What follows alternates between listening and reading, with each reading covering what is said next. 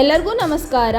ನಾನು ನಿಮ್ಮ ಲತಾ. ಇವತ್ತಿನ ರೆಸಿಪಿ ಪೂರಿ ಸಾಗುನ ಯಾವ ರೀತಿ ಮಾಡೋದಂತ ನೋಡೋಣ ಈ ವಿಡಿಯೋದಲ್ಲಿ. ಯಾರಾದರೂ ಹೊಸದಾಗಿ ನೋಡ್ತಾ ಇದ್ದರೆ ನನ್ನ ಚಾನಲ್ನ ಪ್ಲೀಸ್ ಸಬ್ಸ್ಕ್ರೈಬ್ ಮಾಡ್ಕೊಳ್ಳಿ, ಶೇರ್ ಮಾಡ್ಕೊಳ್ಳಿ.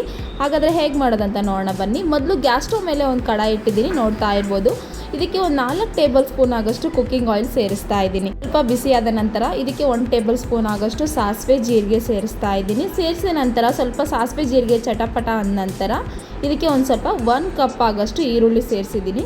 ಸೇರಿಸಿದ ನಂತರ ಈಗ ಚೆನ್ನಾಗಿ ಮಿಕ್ಸ್ ಮಾಡ್ಕೊಳ್ಳಿ. ಮಿಕ್ಸ್ ಮಾಡ್ಕೊಂಡ ನಂತರ ಒಂದು 2ರಿಂದ 3 ನಿಮಿಷ ಲೋ ಫ್ಲೇಮಲ್ಲಿ ಚೆನ್ನಾಗಿ ಫ್ರೈ ಮಾಡ್ಕೊಳ್ಳಿ. ಸ್ವಲ್ಪ ಫ್ರೈ ಆದ ನಂತರ ಇದಕ್ಕೆ 1 ಟೇಬಲ್ ಸ್ಪೂನ್ ಆಗೋಷ್ಟು ಅರಿಶಿನ ಪುಡಿ, 1 ಟೇಬಲ್ ಸ್ಪೂನ್ ಆಗೋಷ್ಟು ಉಪ್ಪು ಸೇರಿಸ್ತಾ ಇದ್ದೀನಿ. ಒಂದು ಸ್ವಲ್ಪ ಕರಿಬೇವು ಸೇರಿಸ್ತಾ ಇದ್ದೀನಿ. ಸೇರಿಸಿದ ನಂತರ ಈಗ ಇನ್ನೊಮ್ಮೆ ಚೆನ್ನಾಗಿ ಮಿಕ್ಸ್ ಮಾಡ್ಕೊಳ್ಳಿ. ಮಿಕ್ಸ್ ಮಾಡ್ಕೊಂಡ ನಂತರ ಇದಕ್ಕೆ ನಾನು ಈಗ ಖಾರಕ್ಕೆ ತಕ್ಕ ಹಾಗೆ ಒಂದು 7ರಿಂದ 8 ಮೆಣಸಿನ್ಕಾಯಿ ಸೇರಿಸ್ತಾ ಇದ್ದೀನಿ.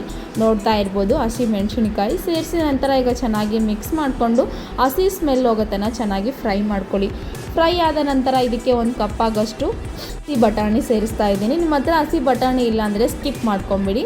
ಇದಕ್ಕೆ ಒಂದು 2ರಿಂದ 3 ದೊಡ್ಡದಾಗಿರೋ ಟೊಮೊಟೊನ ಸೇರಿಸ್ತಾ ಇದ್ದೀನಿ. ನೋಡ್ತಾ ಇರ್ಬೋದು, ಟೊಮೊಟೊ ಸ್ಲೈಸಸ್ನ ಸ್ವಲ್ಪ ಟೊಮೊಟೊ ಜಾಸ್ತಿನೇ ಸೇರಿಸ್ಕೊಳ್ಳಿ, ಟೇಸ್ಟ್ ತುಂಬ ಚೆನ್ನಾಗಿ ಬರುತ್ತೆ. ಹಾಗಾಗಿ ಸೇರಿಸಿದ ನಂತರ ಈಗ ಸಾಫ್ಟ್ ಆಗತ್ತನ ಒಂದು 2ರಿಂದ 3 ನಿಮಿಷ ಚೆನ್ನಾಗಿ ಫ್ರೈ ಮಾಡ್ಕೊಳ್ಳಿ. ಫ್ರೈ ಮಾಡ್ಕೊಂಡ ನಂತರ ಈಗ ಮತ್ತೆ ನಾನು ಇನ್ನೊಮ್ಮೆ ಮಿಕ್ಸ್ ಮಾಡ್ತಾ ಇದ್ದೀನಿ. ನೋಡ್ತಾ ಇರ್ಬೋದು, ಸ್ವಲ್ಪ ಟೊಮೊಟೊ ಎಲ್ಲ ಸಾಫ್ಟ್ ಆಗಿದೆ. ಈ ಸ್ಟೇಜಲ್ಲಿ ನಾವು 1-2 ಕಪ್ ಆಗೋಷ್ಟು ವಾಟರ್ ಸೇರಿಸ್ತಾ ಇದ್ದೀನಿ. ನೋಡ್ತಾ ಇರ್ಬೋದು, 1-2 ಕಪ್ ಆಗೋಷ್ಟು ಹಾಕಿದರೆ ಸಾಕಾಗುತ್ತೆ.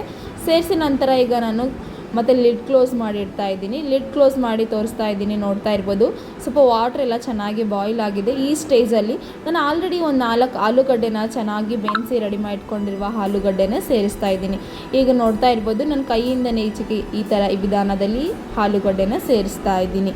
ಸೇರಿಸಿದ ನಂತರ ಈಗ ಲೋ ಫ್ಲೇಮಲ್ಲಿ ಇಟ್ಕೊಂಡು ಒಂದು 2ರಿಂದ 3 ನಿಮಿಷ ಸ್ವಲ್ಪ ವಾಟರ್ ಎಲ್ಲ ತಿಕ್ಕಾಗತ್ತನ ಚೆನ್ನಾಗಿ ಕುಕ್ ಮಾಡ್ಕೊಳ್ಳಿ. ಈಗ ನೋಡ್ತಾ ಇರ್ಬೋದು, ಒಂದು ಕ್ಯಾಪ್ ಕ್ಲೋಸ್ ಮಾಡಿ ಇಡ್ತಾ ಇದ್ದೀನಿ. ಒಂದು 2ರಿಂದ 3 ನಿಮಿಷ ಲೋ ಫ್ಲೇಮಲ್ಲಿ ಫ್ರೈ ಮಾಡಿಕೊಂಡ್ರೆ ಸಾಕಾಗುತ್ತೆ. ಈಗ ಸ್ವಲ್ಪ ಕನ್ಸಿಸ್ಟೆನ್ಸಿ ಸ್ವಲ್ಪ ದಪ್ಪ ಬಂದಿದೆ. ನೋಡ್ತಾ ಇರ್ಬೋದು, ಇದಕ್ಕೆ ಕಾಂಬಿನೇಷನ್ ಆಗಿ ಇವತ್ತು ನಾನು ಪೂರಿ ಮಾಡ್ತಾ ಇದ್ದೀನಿ. ಪೂರಿ ರೆಸಿಪಿ ಬೇಕಂತಂದರೆ ನಾನು ಡಿಸ್ಕ್ರಿಪ್ಷನಲ್ಲಿ ಲಿಂಕ್ ಕೊಟ್ಟಿರ್ತೀನಿ, ಅದನ್ನು ನೋಡಿಕೊಂಡು ಮಾಡ್ಕೊಳ್ಳಿ.